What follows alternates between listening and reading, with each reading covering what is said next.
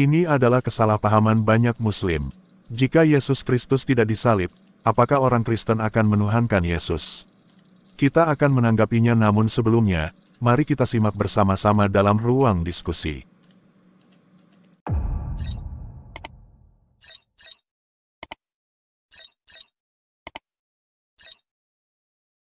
Ada yang mau ditanya, Din?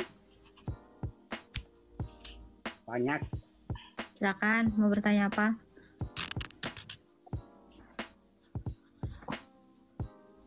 Bagata. Tanyalah iman Halo, Kristen, silakan. Silakan tanya iman Kristen. Ya. Yesus itu disalibkan sebagai penebusan dosa manusia yang berdosa, benar kan? Gimana, ulangi? Benar nggak tuh? Apa yang benar? Ulang. Yesus itu disalibkan sebagai penebusan manusia yang berdosa, benar kan? Sebagai Yesus iman itu Kristen, benar kan? disalibkan. Yesus itu, ulang. Yesus disalibkan itu sebagai penebusan manusia berdosa, menurut iman Kristen, benar kan? Apa sih? Dia ngomong apa sih, Pak Prab? Benar tidak sih? Belum dengar, tadi kepotong-potong. Waduh. Gimana? Iya. Yesus itu kan? Ini Yesus itu disalibkan sebagai penebusan manusia yang berdosa menurut iman Kristen. Benar kan? Benar tidak? Iya betul. Diksinya betul kok. Silakan Pak. Ya. Pertanyaan saya nih. Maaf ya, aku di luar dalil dikit ya, berlogika aja nih. Ya. Andaikan Yesus tidak disalibkan, apakah Mbak Agatha masih ingin menuhankan Yesus atau tetap menuhankan Yesus? Gimana? Gimana, Pak? Ulang-ulang, Cak. Kalau capek ya langsung ke kuburan aja, Pak, biar istirahat. Ulang-ulang. Kalian aja nanya gue tiap hari jawab, gue gak bilang capek. Lu nanya aja bertingkah. Yesus disalibkan sebagai penebusan manusia yang berdosa menurut Kristen, benar kan? Menurut fakta, betul. Pertanyaan saya, andaikan Yesus tidak disalibkan, apakah Mbak Agatha masih ingin menuhankan atau tetap menuhankan Yesus? Masalahnya itu nggak akan bisa diandaikan. Kenapa? Karena udah terjadi. Iya, andai kata tidak ada terjadi penyaliban. Gini, Pak, ibarat Apakah kata tidak ada gini nih, penebusan dosa? kau udah nengok muka aku terus kau bilang, andai aku tidak melihat muka Agatha, aku menyesal sekali. Ya udah kejadian, Pak, nggak bisa diandaikan, nggak bisa. Gini, Pak, karena ini ya teman-teman ya, kita bisa jadinya menilai ya. Imannya Bapak ini pun iman andai-andai. Kenapa? Karena dia pertanyaannya berandai-andai sesuatu yang sudah terjadi. Bentar. Kalau Anda mengatakan ya, andai saya masuk surga, saya akan, maaf ya, mengew 70 aja, nggak mau 72 gitu. Karena itu belum yang terjadi, Pak. Sesuatu yang belum terjadi bisa kamu andai-andaikan, tetapi tidak dengan iman kami. Loh, kalau kamu menanyakan andai, ini kelihatan banget bahwa jiwamu pun sudah memberitahukan bahwa imanmu itu iman andai-andai. Itu. Jadi kalau Anda mau bilang andai Yesus nggak disalibkan, itu adalah tunggu, saya jawab ya. Kalau Anda menanyakan andai Yesus disalib, bisa nggak? Masih nggak kau menuhankan? Andai Yesus nggak disalib, Pak, nggak ada yang namanya Musa, ya, nggak ada yang namanya Daud, nggak ada yang namanya Ibrahim. Kenapa, Pak? Karena penyaliban yang ditulis oleh Musa, yang dinubuatkan kepada Abraham atau Ibrahim, yang dinubuatkan kepada Daud, itu tentang penyaliban Yesus. Jadi kalau Anda mengatakan andai Yesus tidak disalib, ya berarti, Pak, Taurat nggak ada. Satu, kitab nabi-nabi tidak ada, Mazmur Daud tidak ada. Sebentar, iya, kalau benar nggak Pak Prof? Andai Yesus itu nggak disalib, nggak ada Musa. Kenapa? Karena Musa memberitahukan Yesus, karena Daud memberitahukan Yesus. Nabi-nabi, Ayub, siapa lagi? Yesaya, Daniel, ya, sebentar. Yunus, Samuel. Itu semua menarasikan Yesus yang disalib. Jadi andai Yesus nggak disalib, tidak ada nabi. Itu fatal. Kalau Yesus tidak disalib, beneran kalian gak akan mengenal namanya Adam. Itu karena di dalam Kejadian 3 ayat 15 ada keturunan seorang perempuan yang bernama Yesus atau Immanuel. Jadi kalau tidak ada Yesus, ya Adam gak ada, Abraham gak ada, Musa gak ada, Yunus itu gak ada kejadiannya kayak gitu. Nuh itu dengan bahteranya pun gak akan ada. Dan agama kamu, Berarti sebentar, ini yang paling fatal. Agama kamu tidak pernah dikenal dunia seperti debu yang terbang. Itu. Jadi, salah. loh, karena gini Pak, kekristenan dengan Taurat, Injil, dengan kitab nabi-nabi, tanpa Islam semuanya kami sudah ada. Iman orang Kristen tidak butuh kitab-kitabmu, kami nggak pernah butuhkan itu karena kekristenan sudah berdiri, didirikan oleh Yesus. Tapi seandainya Yesus tidak ada Adam, tidak ada Musa, tidak ada Abraham, bahkan kau pun, nabi kau juga beserta Tuhanmu tidak akan pernah ada di muka bumi. Serius, nggak akan ada di muka bumi ini Tuhan kalian. Mau? Kalian gak akan mengenal kenapa Abraham mengorbankan Ishak. Karena itu kurban. Tahu gak Pak Prom? Yoi. Itu tipologi bapak yang mengorbankan anaknya. Yesus. Penyaliban, itu ngomongin penyaliban. Musa di dalam Ulangan 21 ayat 22 sampai 23, penyaliban. Penyaliban. Daud, Mazmur 22, penyaliban. Apa yang tidak ada? Yunus penyaliban. Yunus 3 hari. juga penyaliban 3 hari. Yusuf dijual, penyaliban itu. Yesus dijual sama Yudas. Nuh Penyaliban. itu juga. Nuh pembaptisan. Nuh. Menyelamatkan dengan air. Membinasakan juga. Anda Yesus tidak ada dunia ini. Sebab tanpa dia, ini dalilnya, saya pakai dalil. Tanpa dia, tanpa melalui dia, Yohanes 1 ayat 3. Tidak ada segala sesuatu pun. Tunggu deh, saya lengkapi bacanya. Ini omongan saya nggak kosong. Saya berdalil. Yohanes 1 ya. Saya anti narasi bohong klub. Nah, nih. Segala sesuatu termasuk Adam, Abraham, Musa, Daud. Nih, dengar. Segala sesuatu dijadikan melalui tanpa dia. Ini kan nggak ada penyaliban, selesai hidup kau. Tanpa dia tidak ada satupun yang telah jadi dari segala sesuatu yang telah dijadikan. Jadi kalau kamu berandai-andai Yesus tidak disalib, nggak ada batang hidung kau. Tanpa Yesus nggak ada alam semesta ini. Jangankan aku menuhankannya, ya Adam pun nggak akan ada tanpa Yesus. Ini dalil, bukan omong kosong. Oh, jadi andaikan Yesus tidak disalib, berarti dunia ini tidak ada. Ya tidak ada lah. Ya, ini fakta di abad 1. Kenapa? Karena Bapa menciptakan segala sesuatu melalui, nggak mungkin melalui Nur Muhammad. Gitu loh. Iya. Makanya saya bilang, kau jangan pernah berandai-andai kalau seandainya tidak ada Yesus. Nggak tahu lah, kosong lah ini semuanya. Nah, ini dalil loh. Jadi Yesus ini sudah mengklaim demikian ya Pak Prop ya di abad 1. Tanpa Yesus nggak ada segala sesuatu. Tuh Pak, tapi tanpa Quran Yesus itu ada. Coba tanpa Quran ada nggak Allah kira-kira? Tanpa Quran Islam ada nggak? Nggak ada. Enggak lah, itu bergantung sama Muhammad. Kalau kami tidak bergantung sama kalian. Islam tetap ada. Andai kata mungkin Oke. Yesus tidak disalibkan, mungkin Kita buktiin ya. Kita buktiin Islam tetap ada ya. Saya tanya, abad 5 siapa yang udah ada agama Islam yang menyembah Allah? Nah itu jawab tuh Pak. Jawab Pak. Coba abad 5 siapa yang udah beragama Jangan Islam? ngedumel. Jawab. Jawab dong. Anggap agama tertua Jangan ini langsung putus Kristen. asa gitu dong. putus asa. Cari. Pakai jari, googling coba. Agama Islam mungkin udah ada. Satu orang, mungkin satu semut sudah beragama Islam. Di abad kelima, cari dulu dong.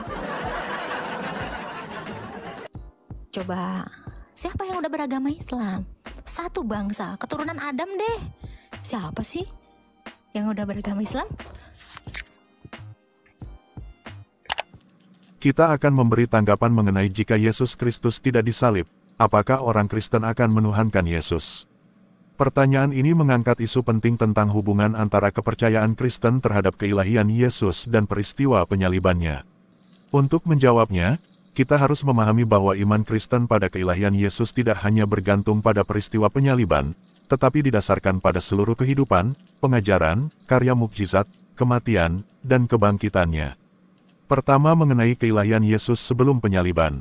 Yesus menyatakan dirinya sebagai anak Allah yang setara dengan Bapa dalam banyak bagian. Misalnya, dalam Yohanes 10 ayat 30, Yesus berkata, "Aku dan Bapa adalah satu," yang dipahami oleh para pendengar Yahudinya sebagai klaim keilahian. Mukjizatnya, seperti membangkitkan orang mati, menyembuhkan yang sakit, dan mengampuni dosa, juga menunjukkan otoritas ilahinya. Keilahian Yesus diakui sebelum peristiwa penyaliban. Kedua, mengenai kesaksian dan pengakuan murid-murid. Dalam kitab-kitab Injil, murid-murid Yesus sudah mengakuinya sebagai Mesias dan anak Allah jauh sebelum penyaliban. Misalnya, Petrus berkata, "Engkau adalah Mesias, anak Allah yang hidup," Matius 16 ayat 16. Kepercayaan mereka tidak didasarkan pada penyaliban, tetapi pada apa yang mereka saksikan dalam hidup Yesus. Ketiga, tujuan penyaliban. Penyaliban dan kebangkitan adalah bagian dari rencana keselamatan Allah. Kematian Yesus di kayu salib adalah untuk menebus dosa manusia.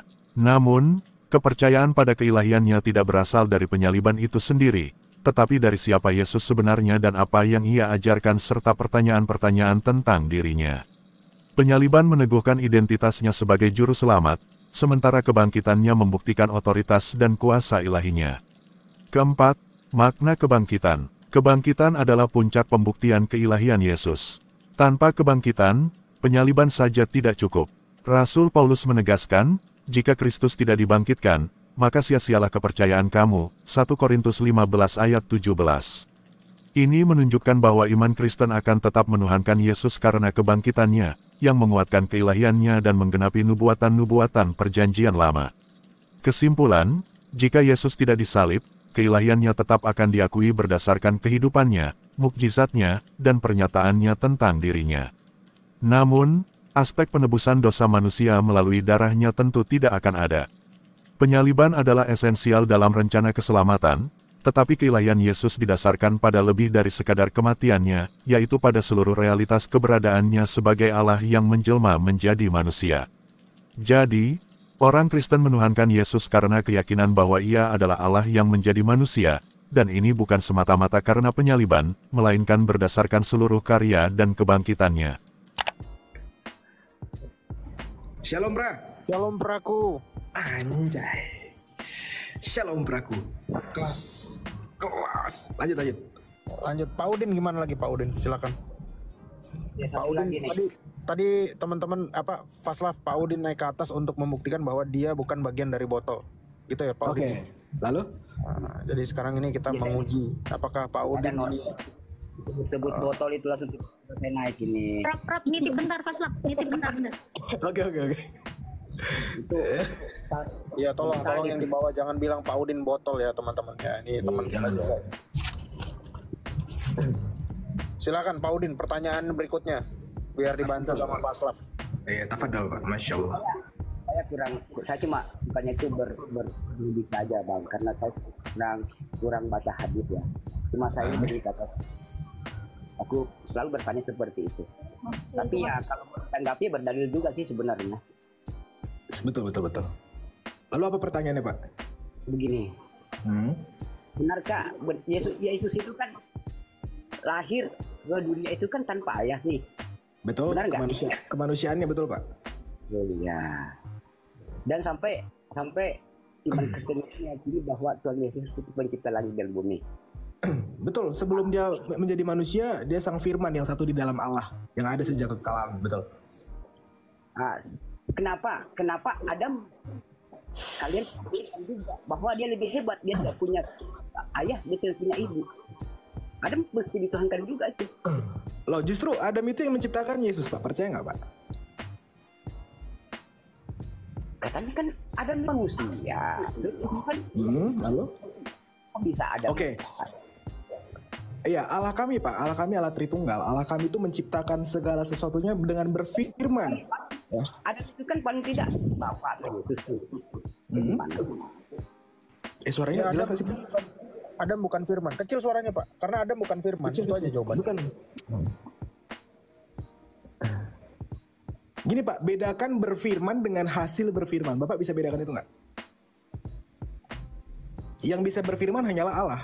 Tapi kalau Adam itu hasil dari berfirman. Contohnya bumi ini dan segala macamnya itu hasil dari berfirman. Dia nangkap nggak sih, Pra?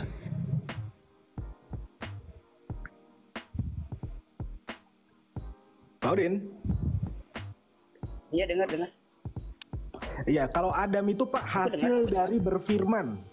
Ngerti nggak di situ? Hasil dari berfirman. Betul. Seperti bumi ini Siapa? dan segala isinya.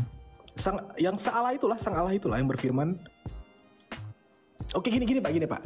Jadi di dalam ya, yang ciptakan Adam sampai ada ke bumi, dia kan tanya di surga nih. Tiba-tiba ada yang ciptakan Adam siapa? Oke, saya jelaskan, Bapak jangan dipotong, Pak ya. Oke, Allah kami adalah Allah Tritunggal, Pak. Allah kami menciptakan segalanya dengan firman, makanya dia bisa berfirman. Jadi kita mengatakan bahwa di dalam Yohanes 1 ayat 3, tanpa firman tidak ada satupun yang jadi dari segala yang dijadikan. Karena Allah kami memiliki firman, makanya Allah kami menciptakan segala sesuatunya dengan berfirman. Makanya Allah kami menciptakan segala sesuatunya melewati Yesus, melalui Yesus. Karena Yesus itu siapa? Ya sang firman itu, sang pikiran Allah, sang hikmat Allah. Gitu, ngerti gak, Pak? Iya. Nah, makanya di dalam Alkitab kan jelaskan, Bapa mengasihi aku sebelum dunia dijadikan. Karena apa? Yohanes 1 ayat 1, pada mulanya telah adalah firman. Firman itu bersama-sama dengan Allah. Firman itu adalah Allah. Karena firman itu satu hakikat dengan Allah. Jadi firman itu pasti Allah, tidak diciptakan. Karena tidak mungkin menciptakan firman dengan apa? Sedangkan Allah menciptakan dengan berfirman. Betul nggak, Pak? Terus yang duluan ada di dunia ini, Adam apa Yesus? Kalau Yesus itu nama kemanusiaannya, Pak, baru 2000 tahun lalu. Tapi keilahiannya itu sudah ada sejak kekal. Keilahiannya. Kalau kemanusiaannya ya betul duluan Adam. Seperti gini, Pak, contohnya Al-Quran. Al-Quran kan baru ada di zaman Nabi Muhammad, betul? Betul. Oke, firman yang diucapkan yang dijadi buku yang dicatat oleh Hasan bin Sabit ada di abad 7, betul? Betul. Tapi perkataan Allah apakah baru ada di abad 6? Pasti sudah ada sejak kekekalan, betul? Betul. Itulah kodrat ilahi sang firman atau Yesus itu. Makanya di dalam Kolose 2 ayat 9, dalam jasmaninya berdiam seluruh kepenuhan keilahian. Ada ilmu. Hah? Ini tapping di bawah jelek sekali nih. Ini lupa bawa otak. Cuekin aja, Pak. Fokus sama saya aja, Pak. Fokus sama saya, oke? Jadi sama, Pak. Sama dengan, sebetulnya bukan sama, tapi saya kasih analogi yang mudah buat Bapak. Firman Allah itu tidak diciptakan, dia sudah ada sejak kekekalan. Yaitu kalau kita komparasikan dengan Yesus, itu kodrat Yesus sebagai sang firman itu ada sejak kekal. Lalu fisiknya seperti Al-Quran, Pak. Fisiknya itu baru ada 1924 di Kairo ketika dikanonkan. Nah, sama kemanusiaan Yesus ada ketika 2000 tahun yang lalu yang dilahirkan melalui rahim Bunda Maria. Itu kemanusiaannya, Pak. Tapi keilahiannya sudah ada sejak kekal. Ngerti? Ngerti gak, Pak? Masya Allah. Ya gitu dong, Pak. Kayaknya feeling gak enak aku. Pasti gak ngerti nih kayak gini. Udah iyain aja lah biar kelar. Capek gue.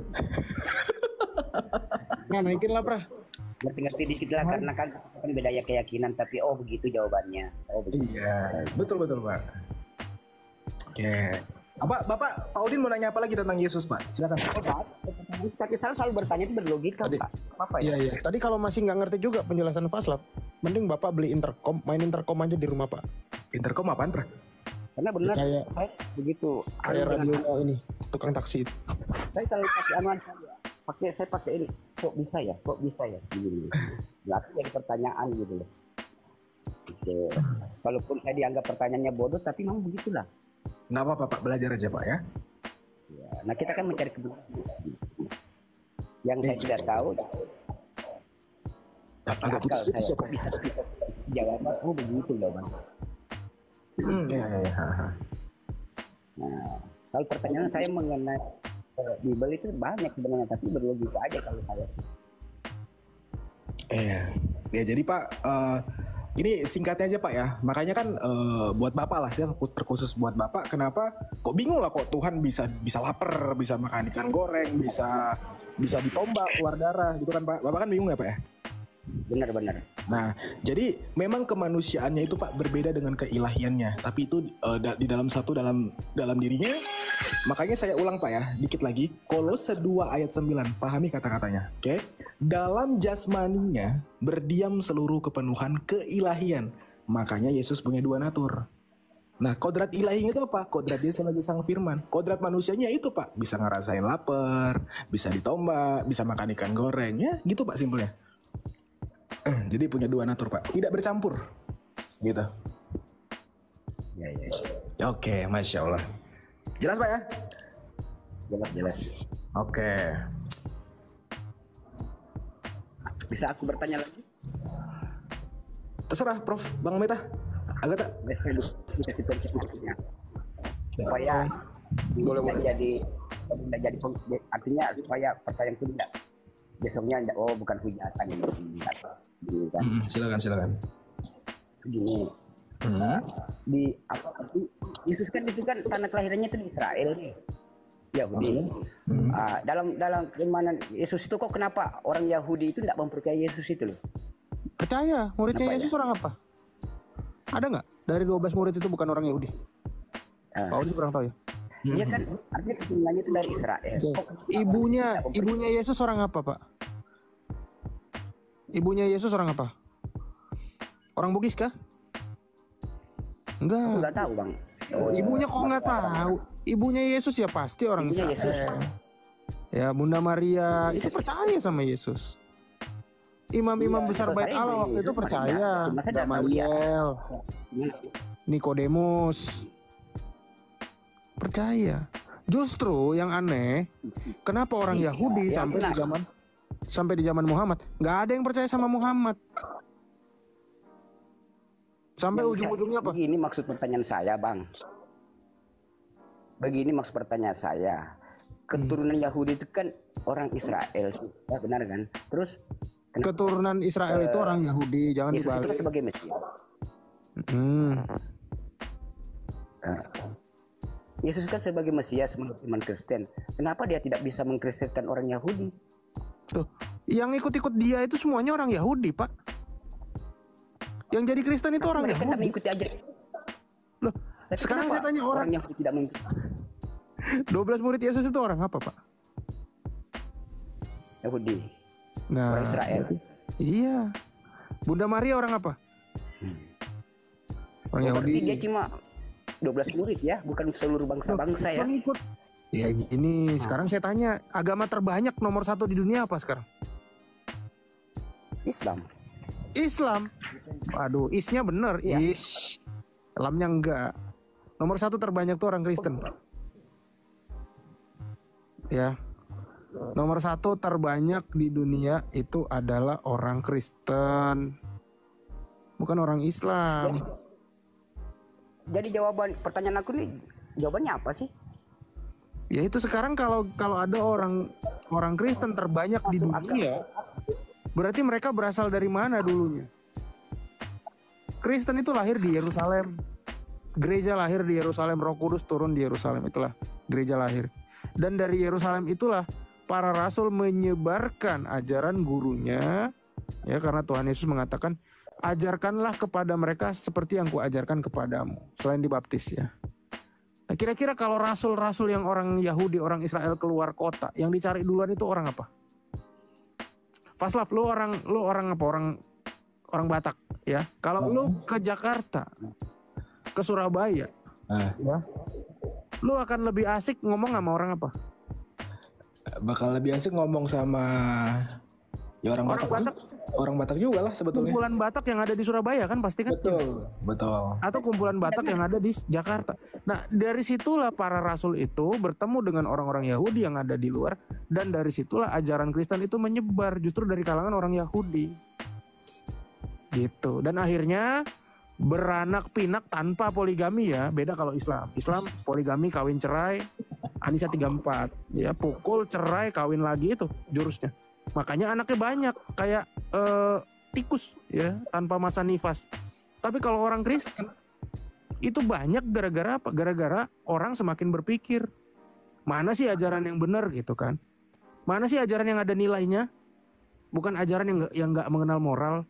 Nah, di situ orang Kristen jadi banyak di dunia ini. Akhirnya apa? Akhirnya Nobel ya. Nobel itu adalah penghargaan tertinggi untuk umat manusia. Akhirnya Nobel itu 78% orang Kristen. 65%. Orang Islam berapa? 0,8. 0,8 alias 12 orang. Gak bertambah itu, Pak. Gak bertambah. Ya. Sampai tahun 2022 ada namanya yang dapat Nobel itu namanya siapa ya? Iqbal siapa itu ya? Tuh. Ya, Faisal Iqbal atau siapa itu ya? Ternyata orangnya sebelum menerima Nobel dia masuk Kristen. Astaga, dia ternyata Perdana Menteri Ethiopia, Pak. Waduh. Tuh, kasihan. Itu Islam pun masih keselip sama ateis. Jadi secara manfaat, apa manfaatnya? Ateis 3 koma itu. Iya. Sama Buddha 1 koma. Iya, malah Yahudi yang cuma segelintir jadi lebih banyak ya. Iya. Tapi tetap Kristen nomor 1. Gitu. Tapi kalau dipikir ya, Yesus itu cuma pengajar. Oh ya, Perdana Menteri Ethiopia namanya Abiy Ahmed, teman-teman. Abiy Ahmed ya. Ternyata dia murtad. Enggak bang, kalau dipikir kan Yesus cuma pengajarannya 3 tahun kok begitu ya, dia punya pengaruh. Apa bang? Lari-lari nih dialognya. Iya, maksudnya iya. Kan kalau saya pikir itu kan yang ini dari lagi nih, kalau tadi nggak pakai dalil. Tapi kan Yesus itu pengajarannya 3 tahun. Di umur 30 sampai ke 33 aja. Mati. Oke, Pak.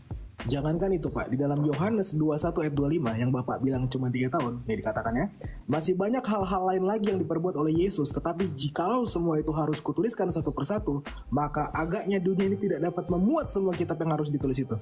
3 tahun aja bisa sebanyak itu Pak. Karena rasulku saya beda dari kecil. Umur 40 tahun jalan ceritanya panjang, ada ayat-ayat. Ngapain dia? Rasulmu ngapain emang? Saya mau tanya, apa sih kebaikan yang dilakukan sama Rasul Bapak itu? Makin besar? Hah? Bang, sedangkan Rasul aku bang, mujizatnya itu umur 5 bulan dia bisa berjalan bang. Siapa? Bisa bicara. Siapa? Iya. Siapa bisa bicara 5 bulan? Mujizat Nabi Muhammad SAW itu umur 5 bulan itu aja dia bisa bicara bang. Dapat dari mana itu ceritanya Pak? Di Sirah nggak ada tuh. 5 bulan dia bicara apa lah kira-kira? Bicara seperti manusia, padahal umurnya masih 5 bulan. Iya, gimana itu ceritanya? Itu udah Paling tolong Pak, tolong lemnya dibuang dulu Pak, lem iPhone-nya dibuang. Kita dialognya yang santai, yang jelas gitu. Muhammad 5 bulan bicara itu dapat dari mana Pak? Bahkan kalau Muhammadnya masih hidup, Bapak ngomong gitu, pasti Bapak ditempeleng sama Muhammad. Iya. Tidak, malah saya didoain. Didoain apa Pak? Dia minta doa ibunya supaya selamat aja nggak dikasih sama Allah Pak. Ada dalilnya mau? Rasul AI. Awak. Ya ini teman-teman ya, katanya Muhammad 5 bulan bisa ngomong teman-teman. Iya, itu ada dalil itu. Maksudnya terletaknya di mana? Ada di hadis. Hah? Ada. Oh, kalau masalah ada mah semua Cari ada. aja. Cari aja di Kok apa, suruh di mana, kita di cari? Kau lah mujizat Nabi tunjukin di Muhammad mana. 5 bulan. Kau tunjukin di mana, buku apa, baru kita bantu cari. Cuma pakai satu HP masalahnya. Coba dibuka aja. juga, Kendala pasti ada Islam itu jawabannya. gitu dari dulu. Yaudah, kalau memang bisa Buka ngomong aja. Muhammad 5 bulan, apalah fungsinya dia ngomong 5 bulan? Itu salah satu mujizat, Bang. Iya, supaya apa mujizatnya? Pamer. Ya pasti paling tidak menceritakan tentang keislaman, tauhid, mendapatkan Umur 5 bulan Muhammad. nyeritain Islam apa Pak? Dia tahu apa? mengajarkan kita untuk menyembah yang kuasa, ada satunya, tidak ada duanya, Enak kali. tidak ada duanya. Inilah Islam ya. Aduh Pak, sorry ya Pak ya. Tadi kita nyari botol ya. Dapatnya apa? Ternyata yang nggak mau Jangan disebut begitu botol dong. ini, lo enggak. Kita kan ngomong. Ya. Ternyata Bapak itu bukan botol, tapi kaleng rombeng. Astagfirullah subhanahu wa ta'ala. Pak masih ke retorik Pak, 2 bulan dah haji Pak. Astagfirullah. Nah, abang nggak percaya, Pak. Saya bang, kalau abang bicara mengenai pertanyaan saya selalu begitu ya. Ya kalau saya sudah kasih jawaban harus abang juga begitu ya, Bang Udin. Pak, saya terima kalau datanya ada, datanya nggak ada. Apa yang mau saya terima? Astaga, parah. Ya, itu tadi saya cuma pakai satu HP saja masalah. Ini botol udah nggak bisa diselamatkan ini udah. Nggak ketolong ini Pak. Nggak ketolong ini. IC-nya kena ya? Jadi kita sapa dulu yang lain lah. Salam Mbak Lirus. Mbak Lirus tidak mendengar. Salam Iris. Selamat malam. Selamat malam Pak Deta. Nggak ngomong. Turunin aja nggak nyaut. Di Ada bawah ngorok lagi. tapping aja saya ini. Tuh. Jangan gitu dong. Kalau berani naik. Turunin aja sih botol lu Din. Gak apa-apa, kita masih cari temennya dulu. Nih. Kita perlu tahu nih, Muhammad 5 bulan katanya bisa ngomong nih. Kita nyari Islam dulu nih. Ini ilmu ya teman-teman, yang ngobrol sama Pak Udin ini daging semua emang. Coba kaca pasti ada. Daging bosok. Astagfirullah. Kamu dosa. Selamat malam Pak 01. Selamat malam. Habis lah. Selamat malam. Wah ini AI nih. Elo AI. Selamat malam Waalaikumsalam. semuanya. Masya Allah. Malam Bang Elo. Iya keren. Nanti saya mau bertanya itu satu aja Pak Prof. Iya. Iya itu mujizat Muhammad itu bisa mengucapkan satu kata ya. Nah kata itu apa ya yang diucapkan Muhammad itu Mengucapkan satu kata. pada saat tadi 5 bulan ya, 5 bulan lahir udah bisa ngomong katanya. Nah itu apa itu Pak Udin tuh, pertanyaannya bagus sekali itu. Iya, kata yang pertama kali yang diucapkan oleh Nabi Muhammad pas dia lahir itu apa? Ikro. Silakan Pak Udin. Pak Udin. Ya dengar. Ya, pertanyaannya Nabi Muhammad waktu 5 bulan tuh katanya dia mengucapkan kata apa tuh? Ikro. Baca lah. Astaga, kacau. Itu kan narasinya Jibril. Dipakai jawaban gua. Astaga. Kacau. Pak. Inilah kacau. Parah emang Islam ini. Makanya Pak, kalau ada ceramah Ustadz diminta dalilnya Pak, jangan cuma iya aja. Nah, kita sebagai orang Islam itu anak kecil pun tahu dengan mujizat Rasulullah itu tahu benar itu. Ya minta dalilnya Bapak. Bentar. Jangan ribut ya, ini kalian di red code nih suaranya. Satu lagi ya, mujizat Rasulullah itu. Jangan Sebentar Pak Udin. Selamat malam Bang Red Code. Suara kita di red code nih. Record. Record bang. Aduh. Ada. Bang Redcott diam-diam aja dapat 2 koin ya.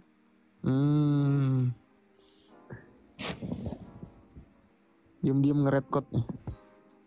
Pra, AFK ke warung bentar, Pra. 10 menit. Silakan. Ini Islamnya mana? Oh ini ada nih, kayaknya Islam nih. Sabri.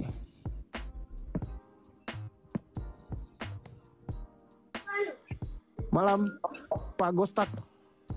Nggak jawab, turun juga. Redcott. Nggak jawab juga. Aduh, orang-orang ini kemana sih? Malam Kak. Kayaknya banyak kepencet, Prof. Wah, ini Islam nih. Malam, David. Kita yang sampai malam itu. Iya, David Islam Kristen. Kan pernah ngobrol. Aduh, saya nggak tahu. Tiap hari saya ketemu orang juga. Saya mau Yang itu loh sampai subuh, inget nggak? nggak ingat. Islam Kristen, bro. Islam. Oke, pertanyaannya Pak, tadi gini bro. Ini sebelum bro bertanya ya, aku mau nanya. Katanya Muhammad 5 bulan tuh udah bisa ngomong, betul nggak itu David? Saya jawab nggak tahu. Kita nggak tahu ya, nggak tahu. Baru tahu ini. Iya, itu katanya mujizat kan, mujizat Muhammad. Kita pernah nulis dulu, dan kata pertama kali itu ya Bang ya, itu biasanya harusnya diagungkan gitu, apa yang dikatakan Muhammad itu kan. Apalagi itu mujizat ya Bang ya. Kalau aku baru denger ini, makanya kaget 5 bulan. Baru tahu ini, sumpah. Waduh. Kamu Islam? Udin, Belajar. Ini mana yang bener Islam. ini, Udin apa ini David? gimana ini Bang? Udin, gimana ini? Bener gak sih itu? Ngomong ada dalil, coba dibuka di Google itu mujizat Nabi Rasulullah itu. Yang mujizat terbesarnya itu Al-Qur'an. Ya. Loh. Yang 5 bulan ini mujizatnya ngapain, dia ngomong apa itu loh Pak pertanyaannya. Artinya mengajarkan Islam. Artinya itulah salah satu mujizat terkecilnya. Kalau mujizat terbesarnya itu Al-Qur'an. Betul itu ya David ya? Kalau soal ngomong 5 bulan, kita baru denger ini. Dibuka. Dicari. Buka itu. Aduh kacau, ini Islam mana yang bener sih? Ada ratusan mujizat Rasulullah. Apalagi selain itu? Juga ya, ratusan. Iya.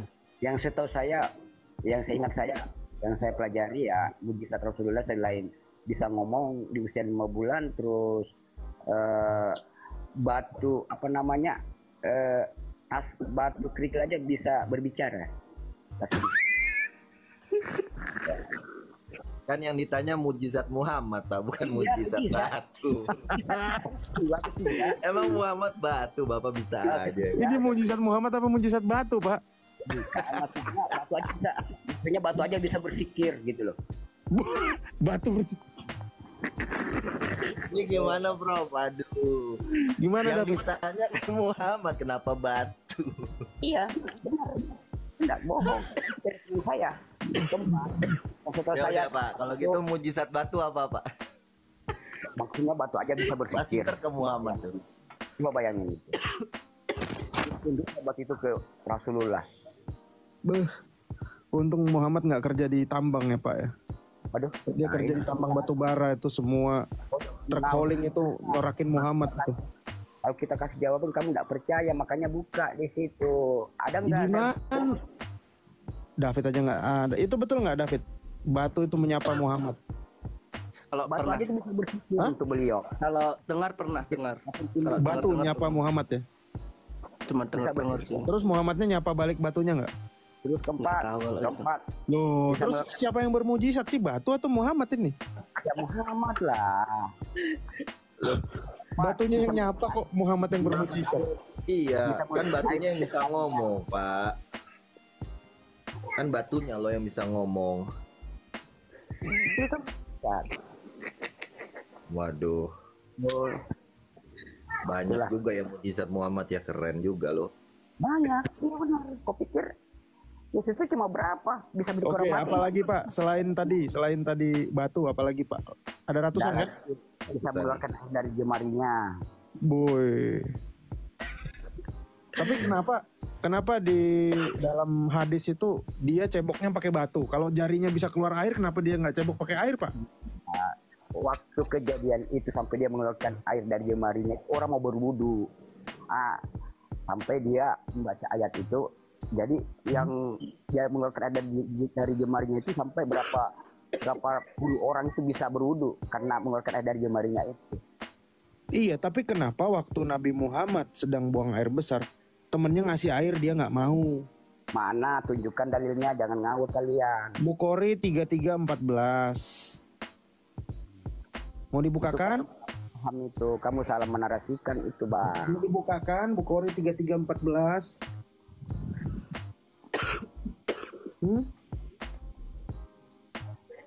Mau dibukakan atau enggak? Bapak kan udah tadi enggak? Jangan asumsi dulu. Hah? Tolong dibukakan gitu. Saya bukain ya. Gitu Pak.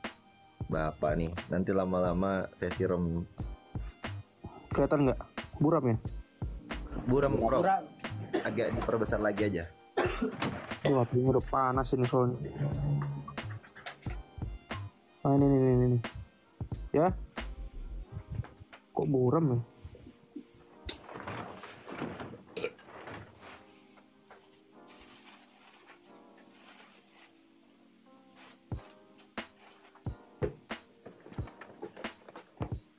Kelihatan nggak sih?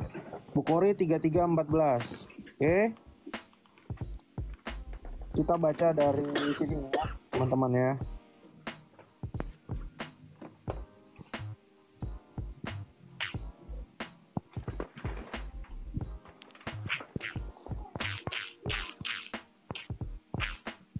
Bentar.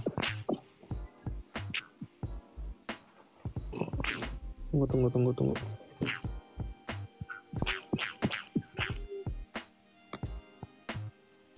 Ini aja deh.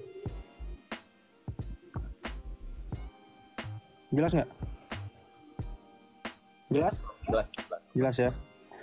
Nih, teman-teman buka di dalam aplikasi atau Google atau di smartphone kalian Bukhari 3571 ya. Dikisahkan dari Abu Hurairah bahwa Abu Hurairah pernah membawakan sebuah kantung air terbuat dari kulit untuk wudhu. Aduh, kok jadi gini? Dan hajat Nabi Shallallahu Alaihi Wasallam. Dan ia mengikuti beliau dengan membawa kantung air tersebut. Jadi Abu Hurairah bawa kantung air. Beliau bertanya, siapakah ini? Muhammad nanya ya, siapakah ini? Ia menjawab, saya Abu Hurairah. Maka beliau berkata, carikan aku beberapa batu untuk aku gunakan sebagai alat bersuci dan jangan bawakan aku tulang dan kotoran hewan. Nih, Muhammad lagi berak ya. Terus Abu Hurairah yang merupakan sepupunya juga. Kok geser lagi, astaga. Sorry. Lagi berak, Abu Hurairah yang merupakan sepupunya juga. Ini bawa kantung air. Nah, saat dia bawa kantong air, Muhammad nggak mau, malah dia minta apa? Carikan aku beberapa batu untuk aku gunakan sebagai alat bersuci atau beristinja. Ini kenapa kalau memang tangannya bisa keluar air, seperti yang di hadis tadi, hadis yang jari-jarinya bisa keluar air, kenapa Muhammad minta batu di sini? Nangkep ya Bang Elo ya?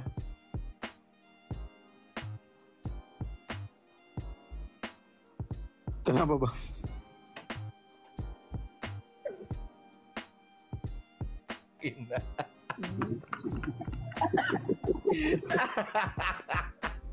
Kenapa seperti ini ya Pak ya? Begitu Bang, kamu salah tuh. Ini ya teman-temannya tadi ya. Sahih Bukhari 3571, cek ya teman-teman ya. Ini saya bawa datanya, teman-teman cek juga.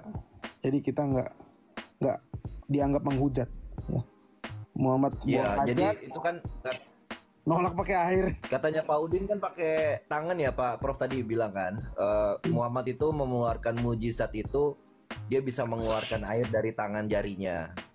Nah, kenapa pada saat Muhammad lagi berak itu dia nggak pakai jarinya gitu loh untuk keluarin air Pak? Gimana Pak? Ada kan Pak dalilnya? Aneh. Kenapa dia nggak mau cebok pakai jarinya, Pak? Padahal jarinya bisa keluar air kayak gini.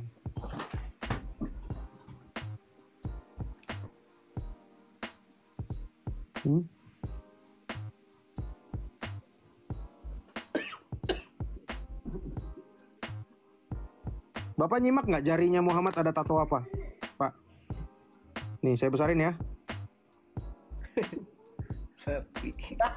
Toto. merek toilet. Buset.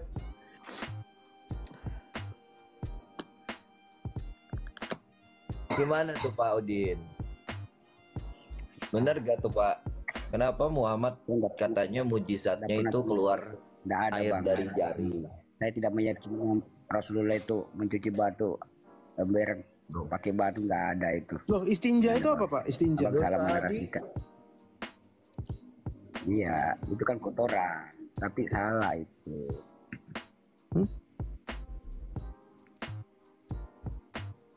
Kamu bacanya ayat seperti foto masalah. Tatonya Wafin.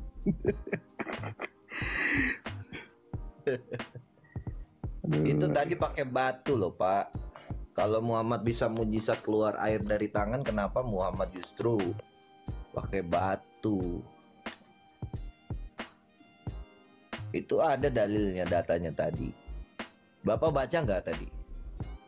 Baca tapi kabur. Kabur.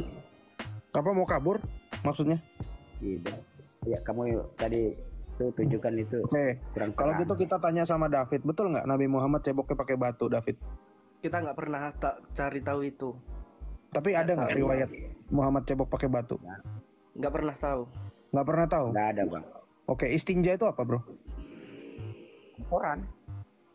Istinja, bukan tinja, istinja. Istinja. Istinja. Tai. Bukan itu tinja, istinja. Itu hasilnya bro. Beristinja. Beristinja. Ini ada doanya nih, ya. Ada doa istinja nih, teman-teman. Ya, dihafalin ya. Ya Allah, bersihkanlah farjiku dari keburukan dan bersihkanlah hatiku dari nifak. Ini ada doa istinja. Perkara berak aja ya. Mantep banget bang. Iya. Mana Keren, suara keren. Mbak kata? Ya gimana nih? Enggak, kami enggak meyakini itu, Bang. Itu kamu salah.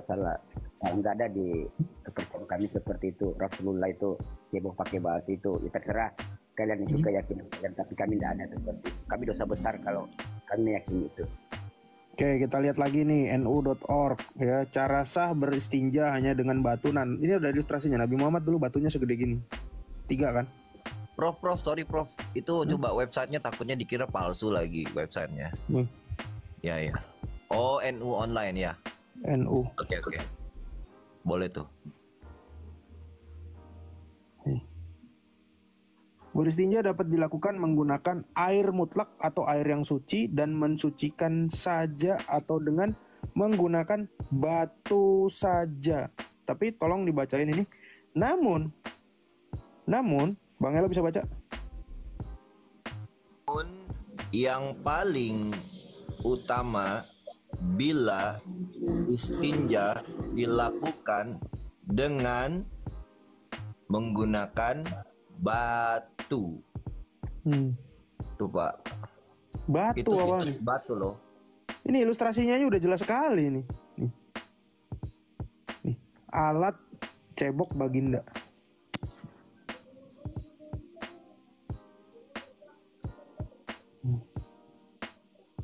Nah, tadi Bapak bilang mujizatnya Nabi Muhammad apa? Yang memberi salam? Batu aja bisa bersikir buat dia. Batu. Jadi sambil digosok sambil Benar, Waduh. Rasulullah itu salah. Lecet gak sih Pak? Kalau cebok Media, pakai ini Pak, apa itu? lecet loh. Lagi digosok batunya bunyi, Bang. Woi, pelan-pelan woi. Aduh. Nah, lawak-lawak ini. Itu kalau lagi ambeien bahaya tuh Bang. Buh. Langsung berdarah-darah tuh. Aduh. Aduh Bapak, ini gimana Pak jadinya, bener gak tuh Pak? Dalilnya kita udah bukakan loh.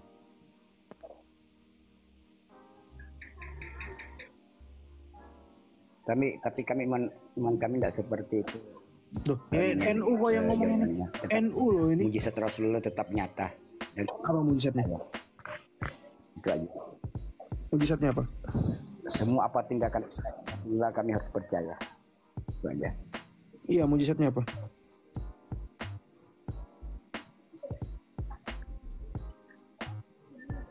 Aduh, apalah yang bisa dia petik dari dialog sama orang-orang ini ya?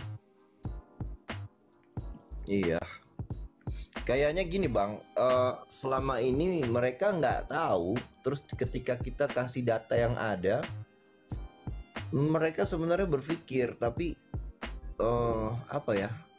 Mereka tolak sendiri karena memang datanya adanya seperti itu. Jadi nilainya Islam ini apa sebetulnya gitu loh? Imani saja. Iya. Iya David, apa ada tanggapan nggak David? Tanggapan ini. Tentang tadi batu dan Tanggapan ini. Enggak ada. Soalnya kita di itu. malu lah ya. Ya udah silakan lah bertanya. Enggak. Saya pun kalau jadi kamu malu bro, serius. Saya ngerti perasaan kalian jadi Islam. Apalagi disebut Islam ya Bang Elo ya, lebih sakit lagi tuh. Nah, jangan sampai kita Kristen disebut atau dipanggil Islam ya. Jangan. Ya mau bertanya apa mungkin David? Bertanya tentang Alkitab aja. Mungkin itu tanya apa? Kalau orang Kristen semua ditanya Kristen itu apa, pasti kan jawabannya pengikut Yesus kan. Oh aku ingat David ini yang pacarnya Kristen ya, bukan? Iya. Oh, oke. Nah, Jangan. kalau secara umum kan, kalau orang Kristen semua dari Kristen apalah, maksudnya kalau ditanya pasti pengikut Yesus kan. Coba buka di Kisah Para Rasul 11:26. 11:26. Ya, pertama kali mereka disebut di Antioquia Kristen, betul. Kenapa bro? Itu kan yang ngomong Paulus kan. 11:26 bukan, Lukas dong. Lukas. Paulus itu. Bukan. Coba kamu baca Kisah Para Rasul 1. Tolong bacain. Kamu punya Alkitab kan di rumah kan? Udah dikasih sama temanmu kan? Iya. Coba baca Kisah Para Rasul 1. Enggak, itu yang nyebut Kristen itu siapa? Orang-orang di Antioquia. Iya, yang ngomong. Maksudnya Yang ngomong aku itu namai orang-orang di luar. Kristen. Orang-orang di luar Kristen yang nyebut itu. Jadi itu sebutan. Kasih Kisah Para Rasul.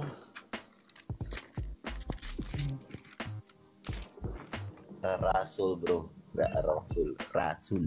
Rasul. Iya, nanti rasulnya kami ditegur-tegur batu lagi nggak enak kan. Enggak, kalau Lita Cawe emang gitu. Rasul, ya. Kalau bahasa Ibraninya sih itu kalau ditegur batu terus nggak mau pakai air itu ngisin-ngisini. Itu bahasa Ibraninya. Rasul. Dikasih ini juga tuh, ditanjakan dikasih, ini. ya dikasih semangat sama ceweknya tuh di bawah kayaknya. Kisah Para Rasul 1. Roh Kudus dijanjikan. Baca ayat 1. Iya. Ini hai Theophilus. Dalam bukuku yang pertama aku menulis tentang segala sesuatu yang dikerjakan dan diajarkan Yesus sampai pada hari diangkat ke surga. Sebelum itu ia telah memberi perintahnya melalui Roh Kudus kepada rasul-rasul yang dipilihnya. Oke, stop situ aja dulu. Dalam bukuku yang pertama, kira-kira penulis ini menceritakan bahwa tulisan yang di sini ini buku yang keberapa? Kalau ada buku pertama berarti ada buku ke? 2. 2. Oke, buku pertama kamu baca di dalam Lukas 1 ayat 1. Lukas 1 ayat 1. Bisa? Oh, Theophilus yang mulia ini. Ini tadi yang buku kedua Theophilus kan? Betul nggak? Hai Theophilus, Betul, dalam ya. bukuku yang pertama aku menulis segala sesuatu. Berarti buku yang pertama namanya Lukas. Oke, Injil kalau Lukas. buku yang kedua ditulis sama tokoh yang sama, berarti Kisah Para Rasul ditulis oleh siapa? Ini nulisnya yang nulis Paulus kan? Yang nulis di situ itu makanya saya kasih tahu Kisah Para Rasul di situ ditulis dalam yang buku pertama yang kan pertama. ini Lukas, Injil Lukas. Ya, terus yang Kisah Para Rasul tadi yang nulis itu kira-kira siapa tuh? Hai Theophilus, dalam bukuku yang pertama aku menulis. Berarti di tulisan keduanya ini yang nulis siapa? Aduh, logika sederhana aja, bro. Oh, Lukas. Ya Lukas.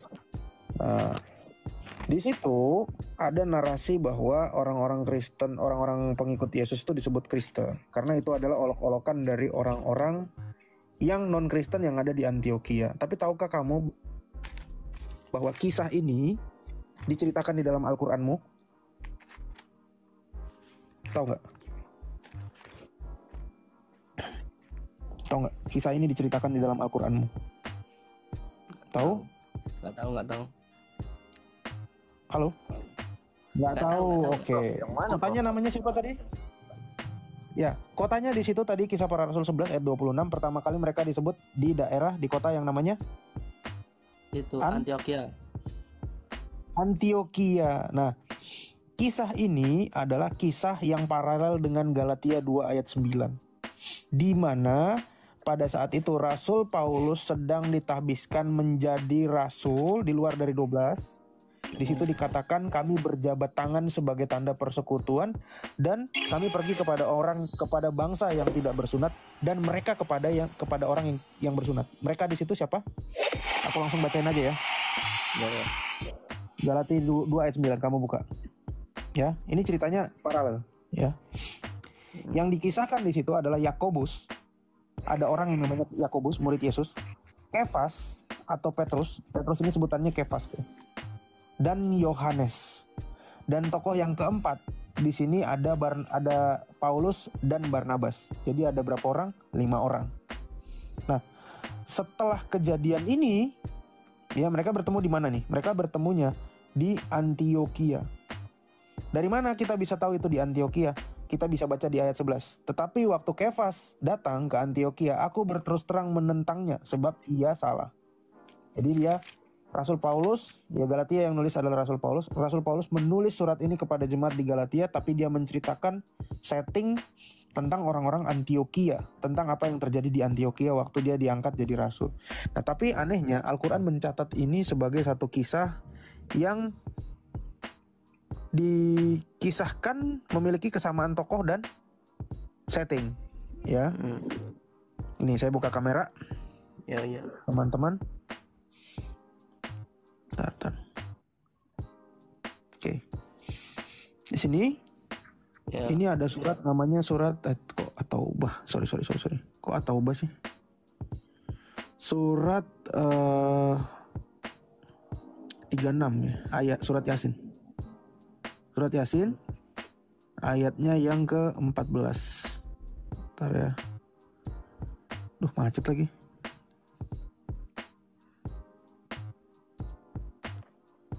Bentar ya. Kamu juga punya Al-Quran ya, atau bisa cek di internet aja. Ya. Surat Yasin Kita ayat tulis yang aja. ke-14. Oke. Sebenarnya kita pas apa nyatet Kisah Para Rasul 11:26 kita juga itu apa buka Al-Qur'an di surat An-Nahl yang ke-123. Ya nggak apa-apa, kita buka dulu nih. Di sini dikisahkan bahwa Allah ya mengutus ya. Ketika kami mengutus kepada mereka, aduh kok buram ya, 2 orang lalu Lampu mereka itu. mendustakan.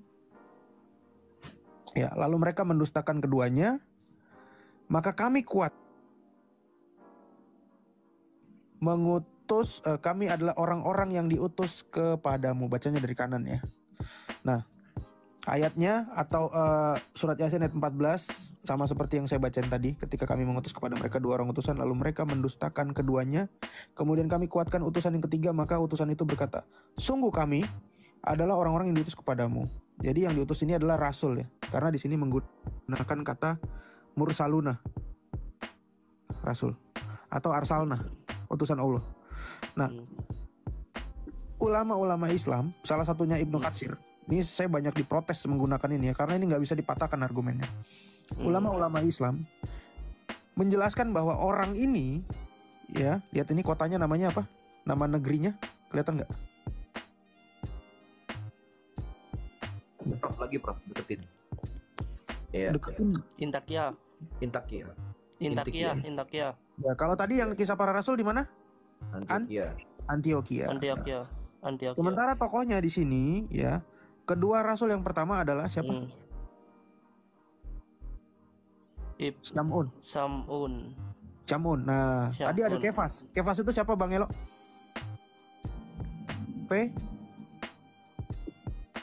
Petrus. Nama panjang Petrus siapa? Simon Petrus. Nih, Samun, oke? Yang kedua ada Yohanes, oke? Yohanes. Kalau di sini Yohana. Nah, yang ketiga ini yang membagongkan namanya adalah Paulus. Jangan ketawa David. Ketawa lu. Ini yang ngomong Ibnu Katsir, bro. Jangan ketawa David. Ibnu Katsir. Kenapa kisah Paulus? Loh ya, tanya sama Al-Qur'anmu. Nah, ini nggak cuma di sini, ya.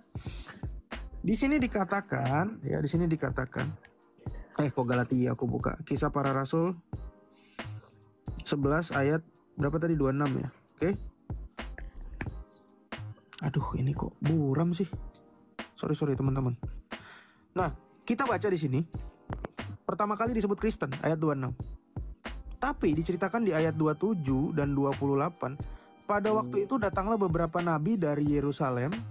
Seorang dari mereka bernama siapa, kelihatan nggak? Enggak. Aduh, buram banget.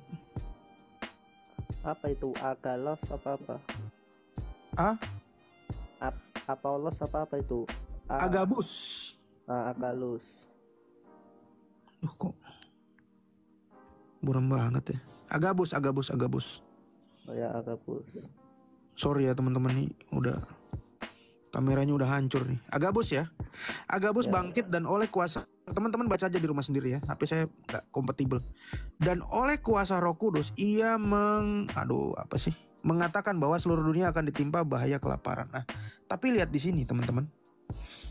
Agabus itu salah satu murid Yesus yang merupakan temannya Rasul Paulus. Agabus itu berasal dari bahasa Yunani, artinya adalah cinta. Agape. Agabus. Itu tokoh yang sama. Nah, kita baca di sini surat Yasin ayat 20 ya. Tadi 14 ya, teman-teman ya. Nah, ini saya buka ayat 20. Nah, ini. Oke, kita baca ayat 28, aku bacain lagi. Seorang dari mereka bernama Agabus dari ayat 27. Pada waktu itu datang beberapa nabi dari Yerusalem ke Antioquia, ya. Ini mirip nih ayatnya. Datanglah dari ujung kota seorang laki-laki terburu-buru, ya kemana dia? Ke tempat si orang yang di Antioquia tadi. Wahai kaumku, ikutilah utusan-utusan itu. Ya, utusan-utusan yang 3 orang tadi. Masih ada hubungannya dengan penyaliban Yesus. Faktanya bahwa baik Simon, Yohanes, dan Paulus mereka bertiga adalah rasul atau utusan Allah yang sama-sama memberitakan Yesus yang disalib dan bangkit. Saya juga tertarik membahas 3 utusan dalam surah Yasin ayat 14. Surat Yasin ayat 14 menceritakan tentang 3 utusan yang diutus oleh Allah ke sebuah kota untuk mengajak penduduknya kepada jalan yang benar. Ayat tersebut berbunyi, yaitu ketika kami mengutus kepada mereka 2 orang utusan, lalu mereka mendustakan keduanya, kemudian kami kuatkan dengan utusan yang ketiga, maka ketiga utusan itu berkata, sesungguhnya kami adalah orang-orang yang diutus kepada kalian. Meskipun Al-Quran tidak menyebutkan secara eksplisit nama ketiga utusan ini, literatur Islam klasik dan beberapa tafsir mengusulkan bahwa mereka adalah rasul atau utusan yang diutus ke kota Antiokhia. Kota ini sering diidentifikasikan sebagai Antakya dalam tradisi. Beberapa ulama seperti Ibnu Katsir menyebutkan bahwa nama-nama mereka adalah Samun atau Simon, Yohana atau Yohanes, dan Bulus atau Paulus. Surat Yasin ayat 14 dan ayat-ayat sekitarnya menggambarkan kisah dakwah para utusan Allah kepada penduduk suatu kota. Kisah ini menyoroti tantangan dan penolakan yang sering dihadapi oleh para nabi dan utusan Allah saat mengajak umat manusia kepada keimanan dan kebenaran. Ayat 13-19 menceritakan bagaimana Allah mengutus dua utusan ke suatu kota untuk menyampaikan pesannya, namun mereka didustakan oleh penduduk.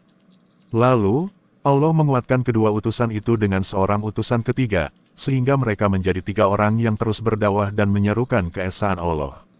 Namun, penduduk kota tetap menolak dan menuduh para utusan itu sebagai pembohong. Jika Ibnu Katsir menyebutkan bahwa 3 utusan itu adalah Samun atau Simon, Yohana atau Yohanes, dan Bulus atau Paulus. Apakah Muslim bisa menerima bahwa fakta bahwa kisah 3 utusan Allah itu adalah Samun atau Simon, Yohana atau Yohanes, dan Bulus atau Paulus? Masihkah Muslim memfitnahkan Paulus pembohong? Bukankah Al-Quran sendiri menyebutnya bahwa Paulus adalah utusan Allah? Marki Borkeber. Mari kita bongkar kesalahpahaman dengan kebenaran. Salam murid Kristus.